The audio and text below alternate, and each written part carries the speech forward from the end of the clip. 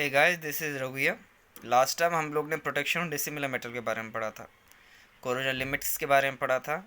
आज हम लोग मटेरियल फिनिशिंग, मेटल फिनिशिंग के बारे में पढ़ेंगे। उसमें फिनिशिंग कोटिंग कैसे किया जाता है एंड अलग अलग केमिकल्स कैसे यूज़ करते हैं सरफेस को क्लीन करने के लिए, वो सब के बारे में हम लोग पढ़ेंगे।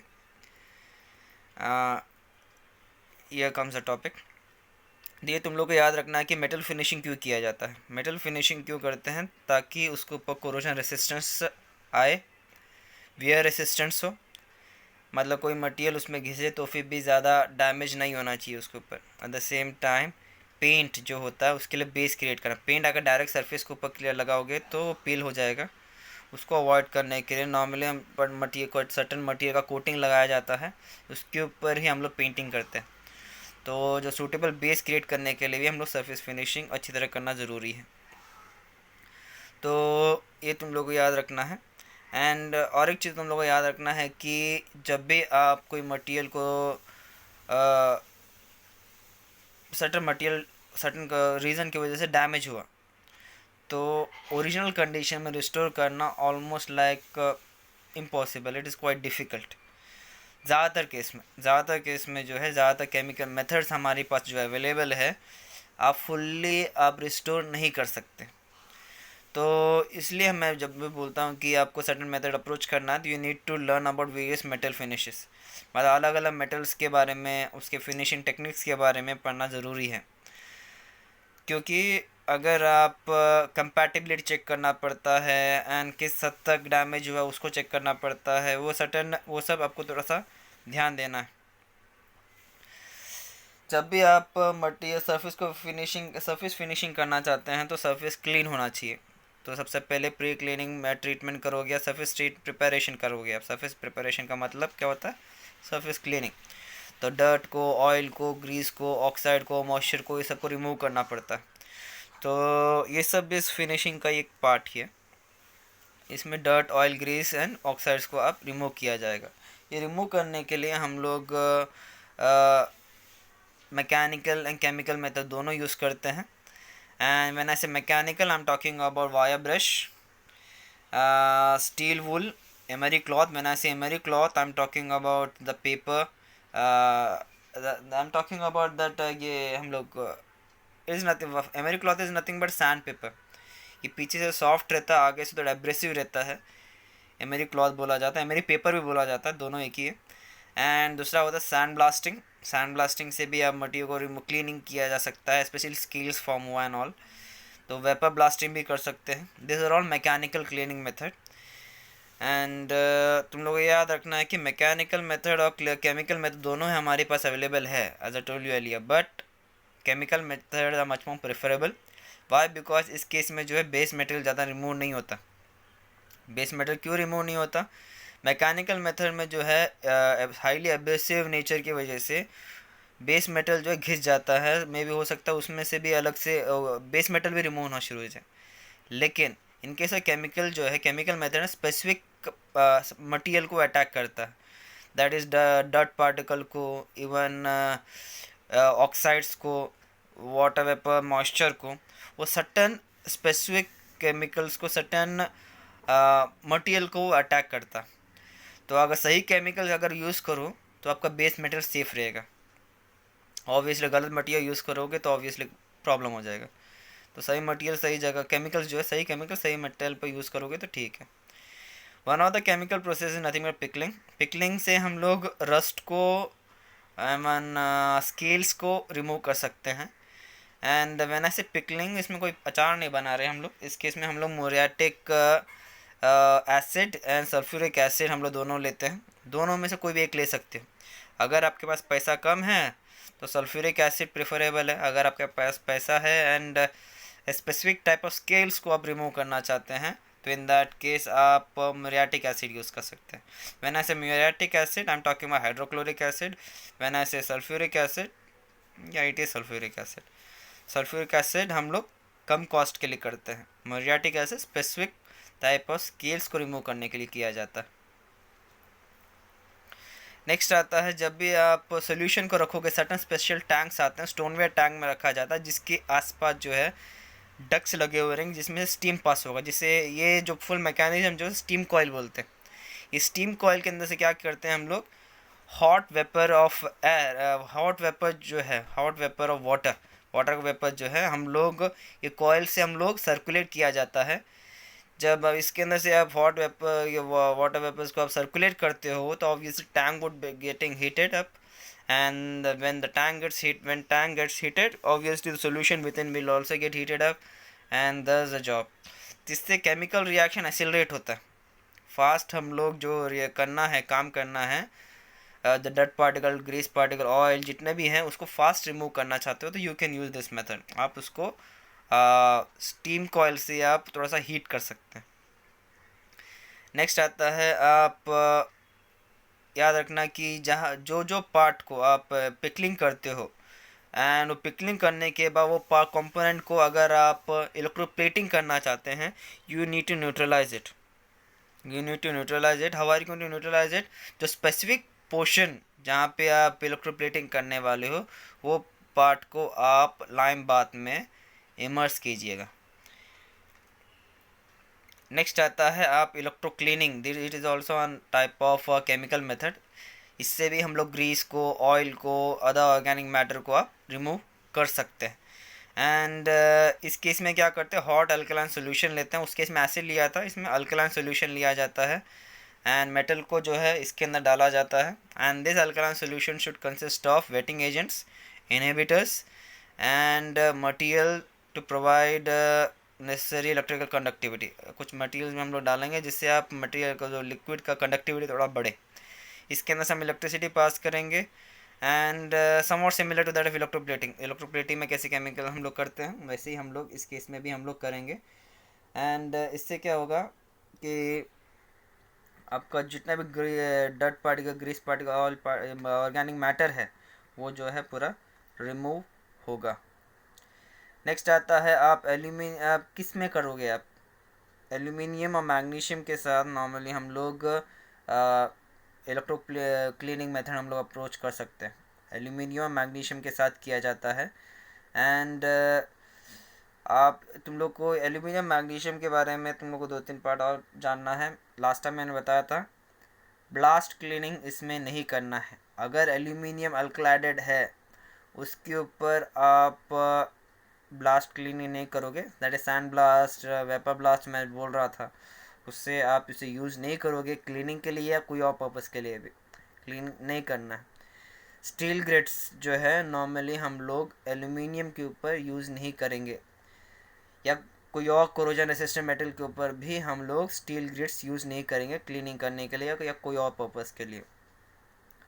आप फिनिशिंग करते वक्त आप पॉलिशिंग, बफिंग एवं ये सब जो है कलर, मेटल कलरिंग, कलर्स जो होते हैं, अलग अलग मेटल कलर जो है वेरी इंपॉर्टेंट रोल प्ले करते हैं, अच्छा खासा रोल प्ले करता है वो। एंड आपका लस्टर जो फॉर्म होता है बफिंग करने के बाद वो लिटरली फिनिशिंग में और अच्छा रहता है।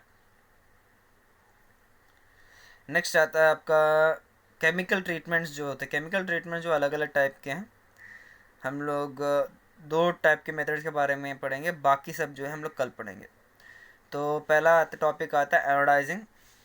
एनोडाइजिंग के केस में अगर देखेंगे तो ये नॉन क्लैड एल्यूमिनियम अलॉयज़ में ज़्यादातर किया जाता है। नॉन क्लैडेड एल्यूमिनियम अलॉयज़ में ही किया जाता है। MILC 5541E, AMS C5541, ये जो है स्पेसिफिक डॉक्यूमेंट्स है जिसके अंदर जो है एनोडाइजिंग कैसे करना है, इवन बाकी सब केमिकल ट्रीटमेंट भी कैसे करना है, ये सब जो है नॉर्मली ये जो डॉक्यूमेंट्स में दिया गया है। MILC 5541E और क्या है AMS C5541, इसमें जो है पूरा रूल्स, प्रोसेस, प्रोसीजर, ये सब जो है अलग अलग केमिकल ट्रीटमेंट के प्रोसीजर के बारे में दिया गया है। एंड कौन से मेटल के साथ कंपैटिबल है वो भी उसमें डिटेल में दिया है। इस केस में एनोडाइजिंग में क्या करते हैं हम लोग कि हम लोग ज़्यादातर एल्यूमिनियम शीट्स हो गया, एल्यूमिनियम अलॉय शीट्स हो गए, इवन कोई और मेटल्स हो गए, इस केस में हम लोग क्या ज़्यादातर एल्यूमिनियम में किया जाता है। इसमें क्या करोगे आप, एक क्रोमिक एसिड का सोल्यूशन लिया जाएगा। क्रोमिक एसिड लिया जाएगा जिसके अंदर हम लोग इलेक्ट्रोलाइटिक बाथ करवाते हैं, जैसे इलेक्ट्रोलाइटिक बाथ लेंगे जिसके अंदर मेटल को आप एल्यूमिनियम शीट को आप इमर्स करोगे which will act as a positive pole. And जब आप इलेक्ट्रोलिसिस करवाओगे तब एल्यूमिनियम ऑक्साइड का फिल्म क्रिएट होगा। एल्यूमिनियम ऑक्साइड जो होता है एक प्रोटेक्टिव फिल्म का काम करता है and it increases overall thickness and density of the natural oxide film. तो ये तुम लोग को याद रखना है, एल्यूमिनियम ऑक्साइड जो होता है प्रोटेक्टिव फिल्म जैसे काम करता है, वो फर्दर बाकी से डैमेज को रोकता है, बाकी एक्स्ट्रा कोरोजन को रोकेगा उल्टा। और एक बात तुम लोग को याद रखना है कि जब ये कोटिंग डैमेज होता है, जब ये कोटिंग डैमेज होगा तो आप पार्शियली ही आप केमिकल ये मेथड से आप वापस रिस्टोर कर सकते हो। तो how are you going to do it? You need to remove the corroded area. Corroded area को आप रिमूव करोगे and technician should avoid this is unnecessary destruction of oxide film. जहाँ ऑक्साइड फिल्म अच्छा है वो एरिया को आप touch मत करो। दैट जो ऑक्साइड फिल्म जो है पहली बार उसको रिस्टोर करना मुश्किल होता है एंड आप अगर वापस जहाँ पे ऑक्साइड फिल्म अच्छा है एंड उसको आप रिमूव करना शुरू करोगे लेने के देने पड़ जाएंगे। तो अवॉइड कीजिएगा जहाँ पे ऑक्साइड फिल्म ठीक है, don't touch it, don't disturb it. And जहाँ पे लेकिन जहाँ पे वहाँ पे ख़राब हुआ है उसको आपको रिमूव करना पड़ेगा एंड क्लीन करना पड़ेगा। एक बार आपने ऑक्सीडाइज किया, ऑक्सीडाइज करने के बाद आपको और एक चीज़ तुम लोग को याद रखना है कि जो कोटिंग जो फॉर्म होता है ऑक्साइड एल्यूमिनियम ऑक्साइड का जो फिल्म कोटिंग जो रहता है वो सॉफ्ट रहता है, वो इजीली स्ट्रेचेबल रहता है। तो you need to be careful, ऐसा नहीं होना कि वो जल्दी ख़राब हो गया, उसमें कुछ स्क्रैचेस फॉर्म हो गए। तो जैसे ही आप ये करें उसके ऊपर आप प्राइमर का कोटिंग लगाओगे। प्राइमर अब क्या होता है, प्राइमर जो क्या होता है बेटा कि जब भी आप एक एल्यूमिनियम लो, एल्यूमिनियम या कोई और मेटल में लो अगर एंड उसको आप पेंटिंग करने वाले हैं तो पेंटिंग करने से पहले उसके ऊपर प्राइमर लगाना पड़ता है ताकि उसका बेस क्रिएट हो। ऐसा नहीं होना चाहिए पेंट जो है सरफेस ऑब्जर्व कर रहा। ये प्राइमर जो वुड के ऊपर इवन वॉल के ऊपर वो सब में भी लगाया जाता है, ताकि इवन फैब्रिक में भी लगाया जाता है अगर एक्रा फैब्रिक के ऊपर पेंट करने वाले हैं। तो ये प्राइमर का काम क्या है? प्राइमर का काम ये है कि फर्दर डैमेज को रोके, फर्दर ऑब्जर्प्शन ऑफ पेंट को रोके। नेक्स्ट आता है मैं थोड़ी देर पहले बताया था कि हमको ये कोरोडेड एरिया को रिमूव सॉफ्ट निकालना है, कोरोडेड एरिया को, कोरोडेड पार्टिकल्स को रिमूव करना है। तो how are you going to do it? हम लोग एल्यूमिनियम वूल यूज़ कर सकते हैं, नायलॉन वेबिंग में impregnated with aluminium oxide, abrasive ये एब्रेसिव पैड वो सब यूज़ कर सकते हैं। एब्रेसिव पैड भी कौन सा, नॉन वूवन टाइप का। वायर ब्रशेस या हमारे वायर ब्रशेस नहीं, फाइबर ब्रेसल ब्रशेस यूज़ करोगे। वायर ब्रशेस को अवॉइड करो बिकॉज स्टील का बनता है एंड स्टील वूल भी अवॉइड कीजिएगा। तो दो तीन तुम लोगों को थोड़ा सा पॉइंट्स याद रखने हैं बस। एल्यूमिनियम सॉफ्ट मटेरियल यूज़ करना है रिमूव करने के लिए, कोरोडेड पार्टिकल को रिमूव करने के लिए। हार्ड मटेरियल को एंड स्टील को यूज़ नहीं करना है कोरोसिव पार्टिकल को रिमूव करने के लिए, ये तुम लोग को याद रखना है। एंड बफिंग को भी अवॉइड कीजिएगा इन दिस केस। नेक्स्ट आता है once you are done with it, आप उसके ऊपर प्राइमर का कोटिंग लगाओगे। जैसे ही प्राइमर का कोटिंग लगाओगे उसको पेंटिंग भी तुरंत कीजिएगा, जल्द से जल्द उसके ऊपर पेंटिंग भी करोगे। प्राइमर जो है एक्सीलेंट बॉन्ड क्रिएट करता है उल्टा। एनोडाइजिंग कोटिंग जो है वो भी एक एक्सीलेंट बॉन्ड का काम करेगा। अल्कलाइडेड मटेरियल को पेंट नहीं कर सकते, करना भी नहीं चाहिए।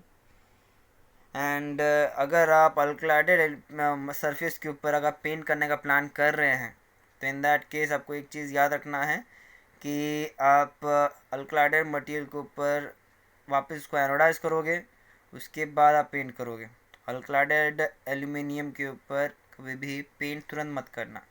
अगर if it all you are planning to paint it, anodise it, you can paint it, and if you are not planning to do so, just leave it as it is.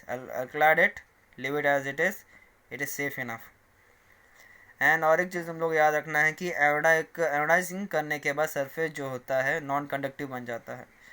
तो poor conductor बन जाता है। इसलिए जब भी आप उसको bonding करने का प्लान कर रहे हो सरफेस को, तो जब भी आप करने वाले हैं तो जो सरफेस में आप बॉन्डिंग लगाने वाले हैं, वायर को लगाने अटैच करने वाले हैं, तो उधर जो है आपको रिमूव करना पड़ेगा। कोटिंग जो एनोडिक कोटिंग को रिमूव करना पड़ेगा। रिमूव करके उधर वायर लगाओगे आप। ये तुम लोग को थोड़ा सा माइनर पॉइंट है, तुम लोग को याद रखना है। नेक्स्ट आता है एरोडाइजिंग।